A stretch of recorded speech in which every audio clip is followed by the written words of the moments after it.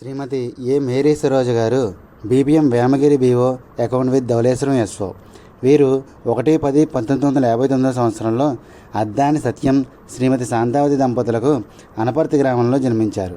వీరి విద్యాభ్యాసం 1 నుంచి 2వ తరగతి వరకు గోకవరం ఎలిమెంటరీ స్కూల్లో, 3 నుంచి 5వ తరగతి వరకు మండపేట ఎలిమెంటరీ స్కూల్లో, తదుపరి 6 నుంచి 7వ తరగతి వరకు మండపేట హై స్కూల్ నందు, 8 నుంచి 10వ తరగతి వరకు రాజోల్ హై స్కూల్ నందు జరిగింది.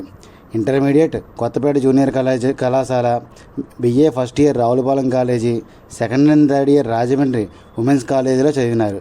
వీరి వివాహం 1993 డిసెంబర్ 9న శ్రీ పంతాటి రమణ గారితో జరిగింది.